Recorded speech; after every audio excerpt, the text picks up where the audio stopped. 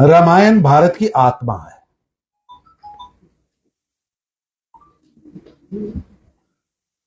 रामायण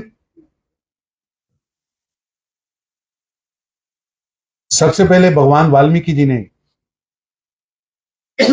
इसकी रचना की और इतनी साइंटिफिक,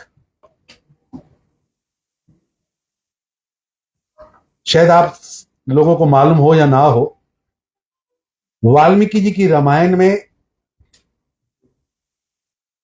इतनी ऑथेंटिक है कि कौन सा स्टार कहां पर है, जब भगवान राम का जन्म हुआ है, अगर आप उसको सॉफ्टवेयर में डालेंगे तो एग्जैक्ट डेट, एग्जैक्ट टाइम निकलेगा। और रामायण लगातार अलग अलग भाषाओं में अलग अलग तरीके से उस पर टीका भी हुई है, लिखी भी गई है।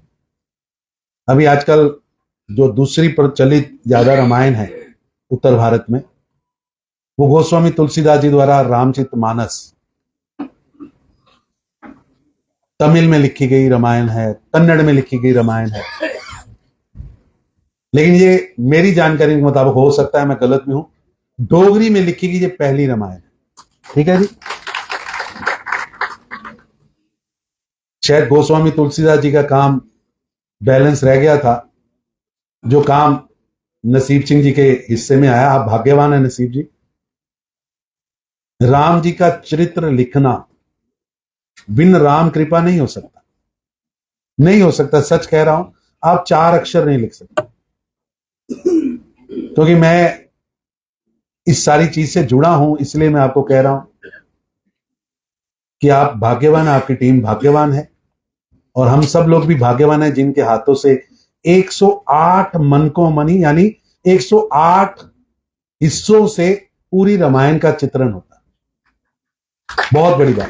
जय श्री राम, जय श्री राम। और मित्रों, हम लोग श्री राम बैंक चलाते हैं।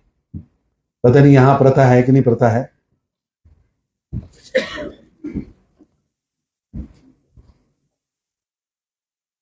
कि एक पुस्तक में श्री राम राम राम राम राम लिखना। पहले घरों में आम ये प्रथा थी, बीचे ढीली पड़ी। मैं अमृतसर में वो चलाता हूं, इतने लोग उसको लेके जाते हैं और भर के लाते हैं, और उस किताब में, एक पुस्तक में, एक कॉपी में 11,000 बार राम राम लिखा जाता है। हम उसको पहले वितरित करते हैं। लगभग 150 केंद्र हमने अमृतसर में बनाया है। फिर वो 150 केंद्रों से वो वापस आती, उसको साल में एक बार अयोध्या में जाकर जमा कराया जाता है। क्योंकि राम सचमुच इस देश की आत्मा है। आपको पूर्व से लेकर पश्चिम तक, उत्तर से लेकर दक्षिण तक, हर घर में राम मिलेगा, हर नाम में राम मिलेगा। राम सिंह भी मिलेगा, रहीम भी मिलेगा।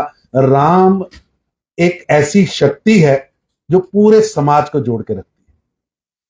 मैं बधाई देता हूं, और राम कृपा आप पर हुई है तो आपने इतनी अच्छी पुस्तक लिखी है, उसके लिए शुभकामनाएं। और मैं आप सबसे भी निवेदन करूंगा कि राम जी यानी मर्यादा, राम यानी जीवन मूल्य, राम यानी एक आइडियल बेटा, राम यानी एक आइडियल पति, राम यानी एक आइडियल किंग, राम यानी लोकतंत्र का रक्षक।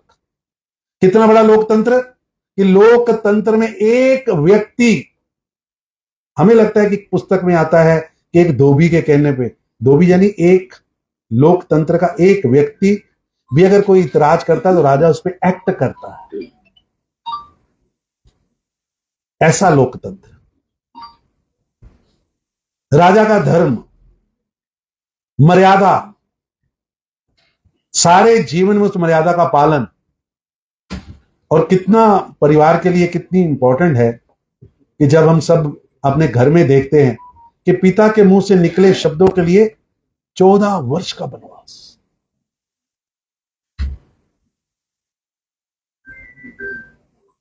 और एक एक पात्र जो है रामायण का, वो कितना उसका स्थान है, भक्ति क्या है।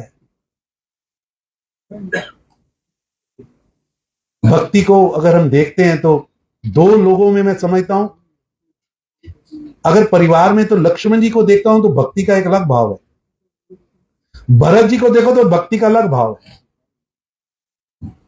देखिए 14 वर्ष का वनवास राम जी को होता है, लेकिन पत्नी साथ में जा रही मां सीता। लक्ष्मण जी इनको वनवास ही नहीं हुआ, लेकिन 14 साल सोए नहीं। और हनुमान जी की भक्ति तो कोई इसका तोड़ ही नहीं है। तो रामायण तो भाई साहब, इस पर तो कई घंटे एक चौपाई पर बोला जा सकता है, लेकिन अपने परिवार के लिए, अपने घर के लिए उसमें बड़े ही रास्ते, बड़े ही तरीके से घर कैसे चलाया जा सकता है, चलाना चाहिए, समाज में हमारा क्या स्थान है, समाज को कैसे जिया जा सकता है, एक किंग के लिए मर्यादा की बात क्या है,